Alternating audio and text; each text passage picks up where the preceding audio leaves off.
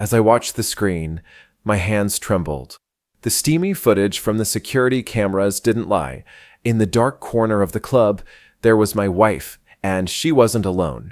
Getting this footage came at a high price, and the cost of the truth turned out to be far greater than I had ever imagined. That cursed Christmas party marked the beginning of the end. I knew something was going to happen. My intuition had been screaming at me. I watched Linda meticulously pick out her dress, standing in front of the mirror for what felt like hours, carefully applying her makeup and testing new perfume, like she was preparing for more than just a casual party with colleagues. I sensed it then, but I didn't want to believe it. Linda worked as an account manager at a financial company, and just before Christmas, her company rented out a nightclub for their annual holiday party. It seemed innocent enough, a chance for the team to blow off some steam before the holiday break. I had no reason to suspect anything. We had a solid marriage, or so I thought. I mean, sure, I didn't know many of the people she worked with, but that never seemed like a big deal. Linda always kept her professional life separate. That night, I stayed home with our daughter, as usual. We put up the Christmas tree, played some board games, and later, after I tucked her into bed, I settled down with a book. Everything seemed normal until it got late, and Linda still hadn't come home. Around midnight, I gave her a call, just to check in. The music blasting in the background was so loud that I could barely hear her. She said the party was still going and she'd be home later. Her tone was casual, but something about the way she spoke didn't sit right with me. There was a hesitation, a distance. When she finally walked through the door the next evening, yes, the next evening, everything about her was off. Her hair was a mess, she reeked of alcohol, and she looked exhausted, as if she hadn't slept in days. I asked her where she had been, and all she could muster was some excuse about drinking too much and crashing at a colleague's place. No details. No plausible explanation. Just a quick apology followed by an awkward silence. My gut was screaming, but I didn't want to push. I wanted to believe her, wanted to trust that this was just a bad night that got out of hand. When Linda quickly changed her clothes and went straight to the shower, something gnawed at me. As she tossed her outfit into the laundry basket, I felt a strange pull, an urge to check. I don't know why. Maybe it was my gut screaming louder now. So, after she shut the bathroom door, I walked over and inspected the clothes she had discarded. Her dress, a luxurious black number, was there, along with her bra. But there was one thing missing: her panties. I searched, carefully sifting through the clothes. Nothing. My heart started racing. It was such a small thing, but it felt like a huge red flag waving in my face. Why would she come home with no panties? Something was definitely off. When Linda came out of the bathroom, her hair wrapped in a towel, looking as calm as ever, I decided to probe a little. So, how was the party? I asked, keeping my tone casual, though my mind was swirling. She barely glanced at me as she responded. It was fine. You know how these things are: a lot of drinking, silly games, some contests. Just got carried away with it all. In the morning, Sandra and I went to her place to sleep it off. She lives closer to the club. Her voice was too smooth, too rehearsed. Something about the way she said it, so evasive, made me feel even more uneasy. My instincts were right. She wasn't telling me everything. But I didn't press her. If I confronted her now, she'd just shut down, and I wouldn't get anywhere. No, I needed a different approach. The name of the nightclub lingered in my mind from our brief conversation. That was it. I would go there myself and see what I could find out. The next day, I secretly took a day off from work. Being a real estate agent gave me some flexibility, so it wasn't too hard to slip away without Linda noticing. I drove down to the club, my thoughts racing with scenarios of what might have really happened that night. When I arrived, I parked and approached the building. Inside, I introduced myself as a real estate specialist. I quickly made up a story about being interested in the property for a potential buyer. It wasn't the smoothest lie, but it worked. The administrator gave me a polite, if somewhat confused, tour of the place. That's when I noticed something. There were cameras. Security cameras positioned all around the interior. My heart raced. If those cameras had been running the night of the party, then there might be footage. footage that could confirm my suspicions. But how was I going to get my hands on it? After the tour, I thanked the administrator, who still seemed unsure of what I was actually after, and walked back to the parking lot. My mind was stuck on one thought: how do I get that footage? As I stood there, lost in thought, I bumped into someone. Hard. "Watch where you're going," the man barked, clearly irritated. I was about to apologize when I froze. I knew that voice. Looking up, I realized I had run into Tommy, a guy I hadn't seen since college. "Tommy? It's me, Josh. Remember?" I called out, trying to mask my shock with enthusiasm. Tommy blinked, his annoyed expression softening into surprise. "Josh? Damn, man. It's been, 10 or 12 years. Have you been?" We exchanged a few pleasantries, but my mind was racing. Tommy worked here? That was a break I hadn't expected. "You working at this club?" I asked, trying to sound casual. Yeah, I'm one of the managers here.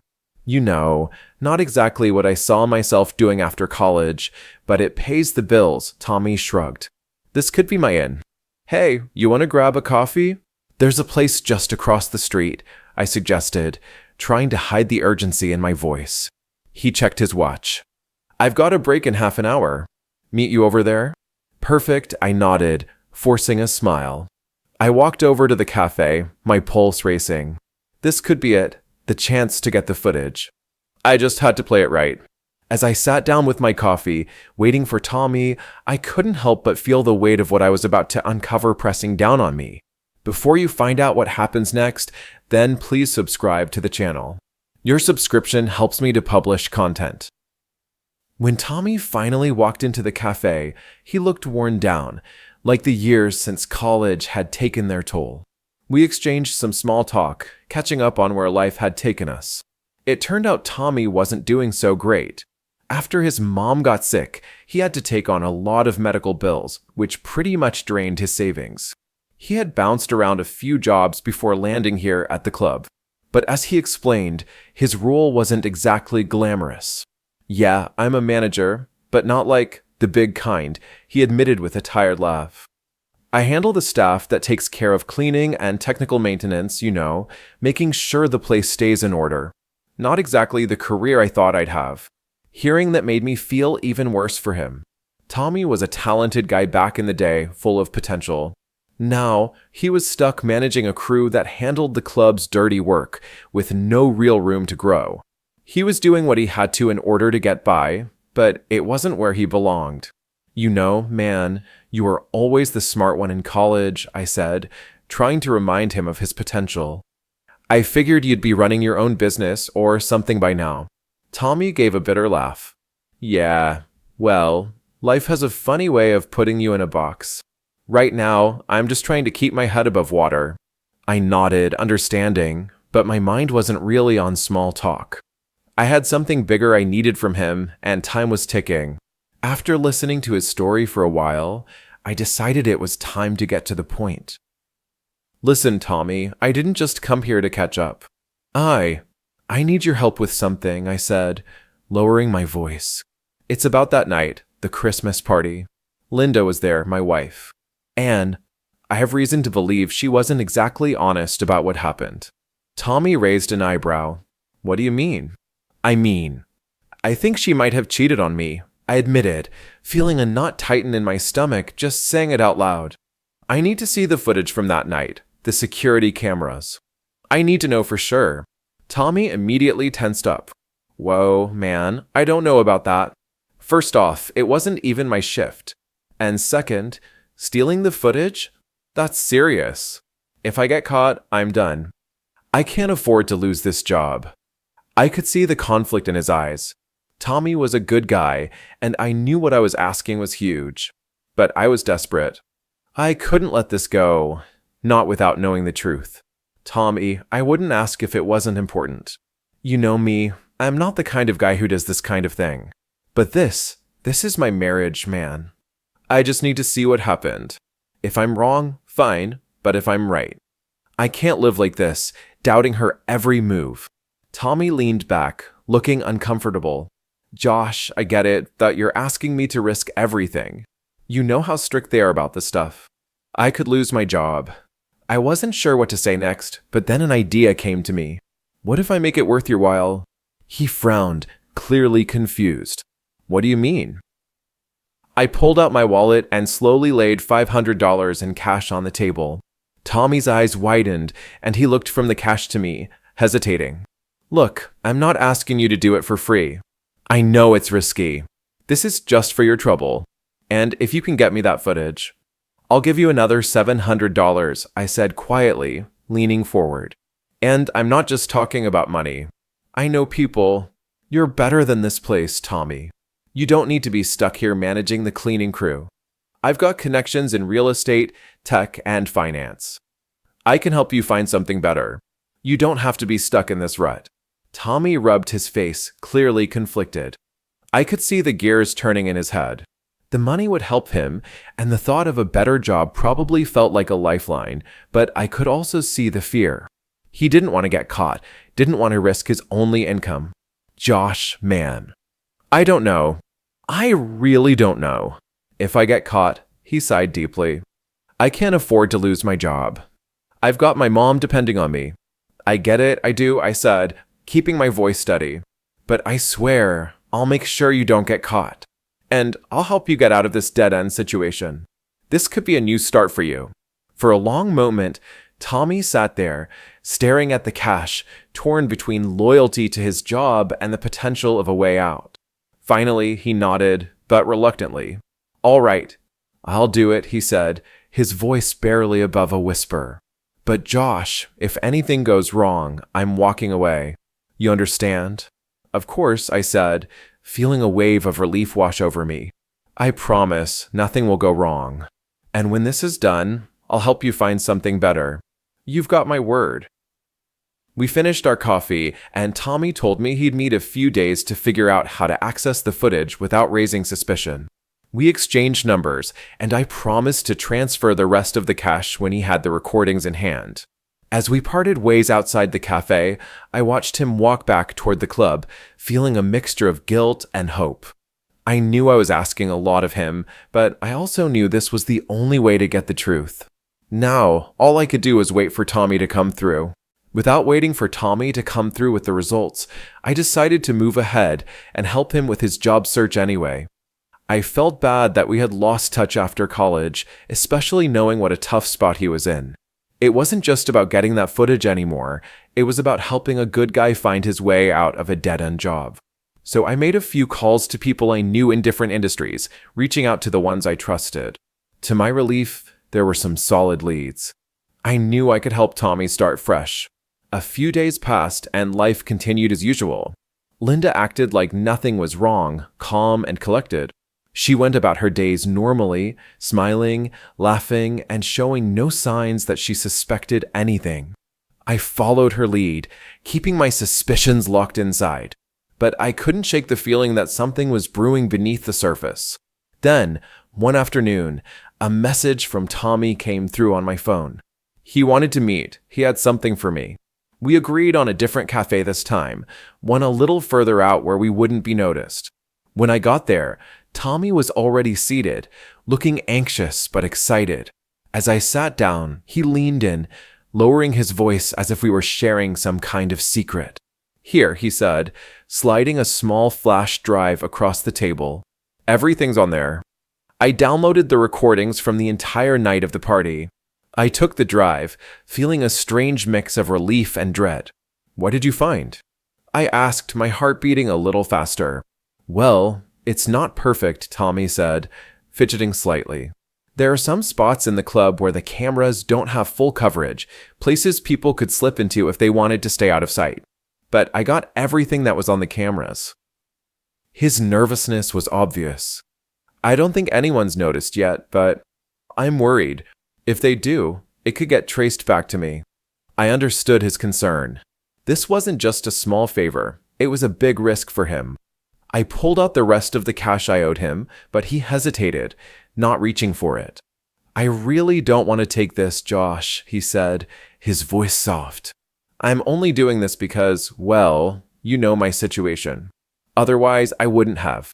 Tommy, you earned this, I insisted, pushing the money toward him. Take it. And listen, you don't have to be scared. Quit that place. I made a few calls, lined up some meetings for you. You've got options, man. You don't need to keep working at that club. His eyes lit up, the worry in them fading just a little. You really did that? He asked. Yeah, I've got some people who are ready to talk to you about good positions. It's a fresh start. Tommy finally took the money, sliding it into his jacket pocket. Thanks, Josh. I don't know what to say. Just do what you need to do, I said, patting him on the shoulder. You've got a future ahead of you. Don't let this place drag you down. We parted ways after agreeing to keep in touch, and I headed home, the flash drive burning a hole in my pocket. But despite my curiosity, I held off on watching the footage right away. I needed time to prepare myself for whatever I might see. The next day, I waited for Linda to leave the house. She had a few errands to run, giving me the perfect window to finally face the truth. Once she was gone, I sat at the kitchen table, laptop open, the flash drive in my hand. My palms were sweating as I inserted it into the USB port. For a moment, I just stared at the screen, my heart racing. Then, I took a deep breath and clicked play. The footage began, showing the party in full swing. The music was loud, the lights were flashing, and everyone seemed to be having a great time. People danced, laughed, and drank. I could see Linda, looking stunning in that dress, chatting with her colleagues, smiling, and joining in on the fun. Everything seemed normal at first. As I watched the footage, the party started to take a turn that made my stomach churn. What began as harmless dancing and drinking quickly escalated into something far more indecent. I couldn't believe my eyes. The people Linda worked with, professionals, mind you, were behaving like they were reenacting some wild scene from The Wolf of Wall Street. While they weren't doing anything illegal, the atmosphere was heading straight into depravity. It was like the alcohol had stripped away all their inhibitions, and soon, the corporate party turned into something else entirely. The contest started getting dirty, with people laughing and shouting as if they'd forgotten they were supposed to be coworkers. The camera caught glimpses of women taking shots off each other's bodies and men egging each other on to do things I won't even repeat. Then, through the crowd, I saw Linda. My Linda. She wasn't just dancing anymore. She was completely letting loose, swaying wildly with a drink in one hand, hugging men and women alike, like there were no boundaries, no lines she wasn't willing to cross. My pulse quickened as I leaned closer to the screen. I watched her laugh and throw her arms around some guy I didn't recognize, pulling him in close. They started moving toward the back of the club, where the camera's coverage wasn't as clear. But before they reached that blind spot, I saw enough to know that things were spiraling out of control. Linda was kissing him. Not just a peck on the cheek, full-on kissing him, like they were alone and not surrounded by a room full of people. His hands were all over her, shamelessly grabbing her in ways that made my skin crawl. I couldn't breathe. This wasn't just some innocent party flirtation. This was depraved. Then, to my horror, another man joined them.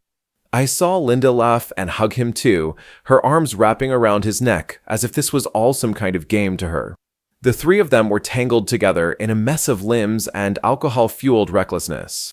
Before they even made it to the dark corner, she started doing something that I couldn't believe. I won't describe it, I can't, but it was clear that she had crossed every line imaginable. And then they were gone, disappearing into the shadowy area where the cameras couldn't reach. My heart pounded in my chest, every second feeling like an eternity as I stared at the empty frame, knowing exactly what was happening in that dark corner. I didn't need to see it to know. When they finally reappeared on camera, it was even worse than I could have imagined. Linda stumbled back into view, her dress disheveled, her hair a mess.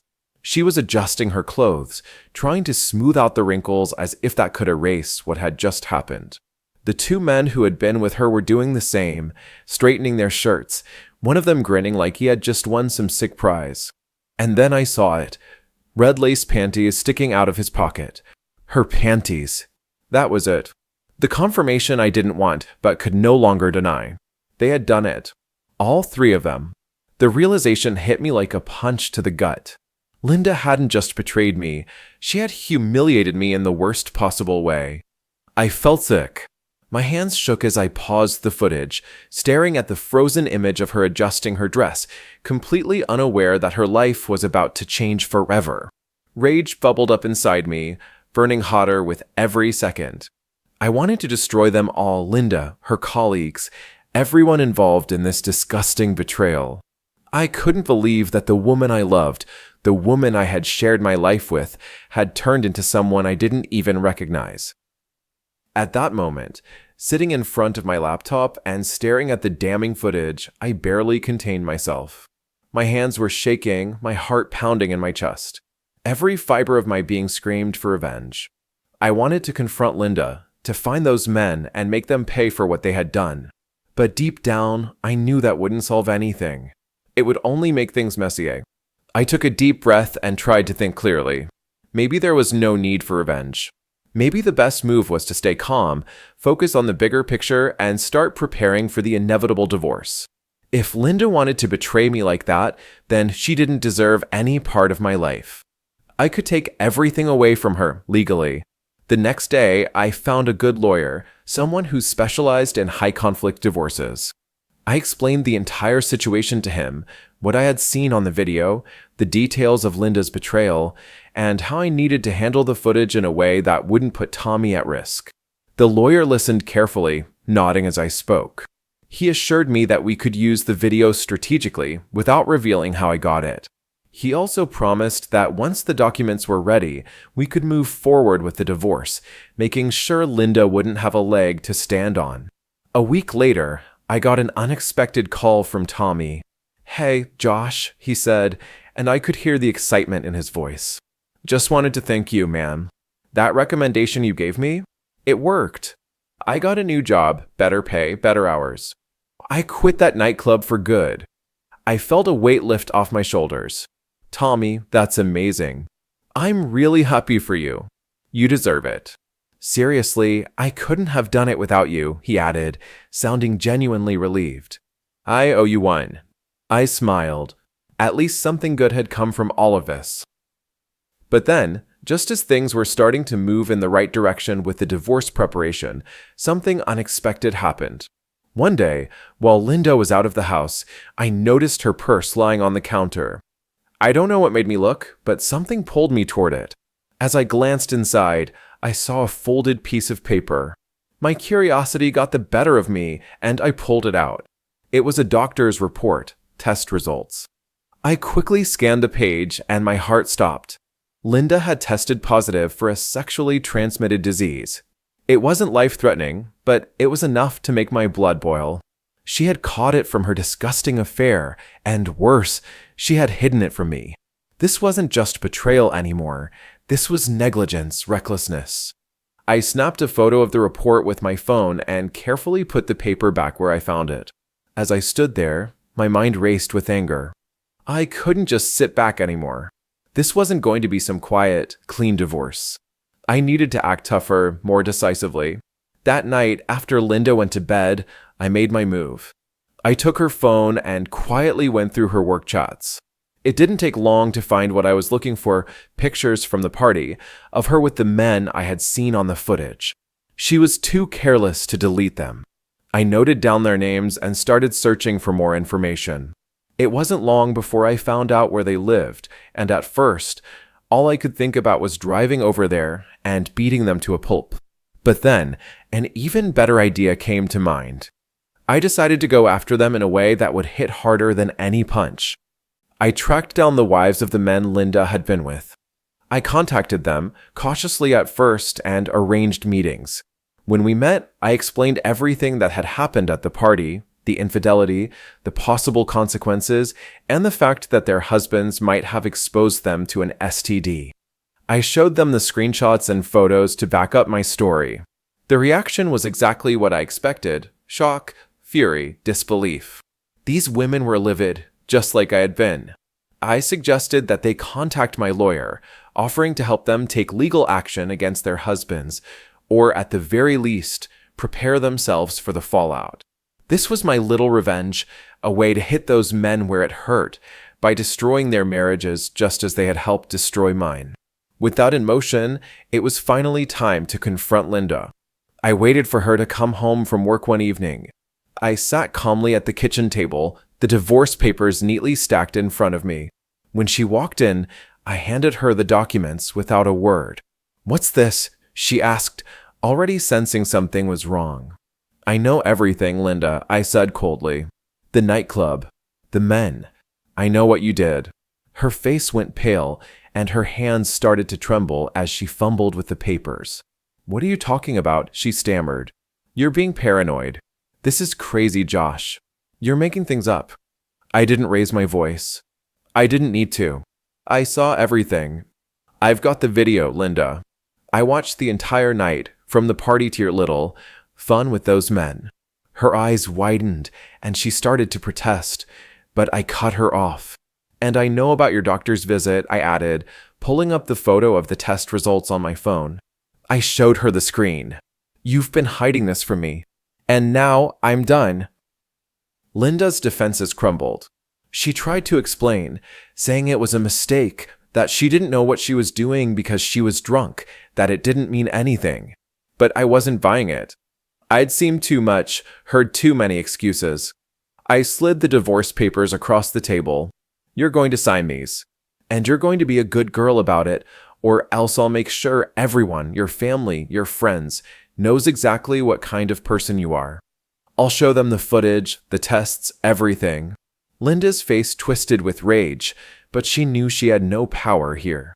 She was trapped, and she couldn't do anything about it. You bastard," she spat, her voice shaking. But I just stood up, feeling calmer than I had in weeks. "Sign the papers, Linda," I said, walking out of the kitchen. "This is over." And with that, I left her standing there, furious and defeated, knowing that her lies had finally caught up to her. A few hours after I handed her the divorce papers, Linda realized just how deep in trouble she was. She came to me, her eyes red from crying, her voice trembling as she begged me to reconsider. "Josh, please," she whispered. "We can fix this. I made a mistake. I'm sorry, I'll do anything to make it right. Please, don't throw it all away." But I was firm. "Linda, it's over. I don't want to hear any more of your speeches. You made your choices, and now you have to live with the consequences." She cried and pleaded, but nothing she said could undo the betrayal or erase the images burned into my mind. I told her again that she needed to face the reality of what she had done. I was done listening to excuses and empty apologies. It was time for her to pay for her actions. When the divorce proceedings began, my lawyer handled everything with precision. He made sure the video evidence was used discreetly, and I didn't have to worry about it affecting Tommy. After all, Tommy had already moved on to a better job, and the club was long gone. As for Linda, she didn't stand a chance in court. The evidence was stacked against her, and the case went smoothly. But there was one complication. One of the men from the party, a guy named Dave, wasn't taking things so well. Apparently, the fallout from his involvement with Linda had hit him hard. One evening, after the legal proceedings had already begun, Dave showed up near my house. I didn't see him at first, but he was waiting for me, desperate and angry. He confronted me, accusing me of ruining his life. I could see the rage in his eyes, but I just shook my head. "You ruined your own life, Dave," I said, starting to walk away. That's when he tried to take a swing at me. Maybe he thought he'd catch me off guard, but what Dave didn't know was that I'd been into boxing for years. His punch barely grazed me, and before he could even realize what had happened, I had him on the ground, knocked out cold. It wasn't even a real fight, just a sad, desperate attempt from a man who couldn't face the consequences of his own choices. I didn't feel any satisfaction from it. Just pity. That's the story, guys. The divorce went through successfully. I got full custody of my daughter, we divided the property, and Linda got what she deserved. Now I'm free from the lies, the betrayal, and the toxic mess that my life had become. A few weeks later, Tommy invited me to his birthday party. It was a small gathering with good people, and there I met someone, a wonderful woman who, for the first time in a long while, made me feel like life could be good again. We clicked instantly, and as I stood there, talking and laughing with her, I realized that maybe, just maybe, everything was going to be all right. So, that's how it all ended. If you liked this story, don't forget to subscribe to the channel and leave your thoughts in the comments. Life has its ups and downs, but in the end, we all find our way. Thanks for sticking with me through this. Good luck, everyone, and I'll see you soon.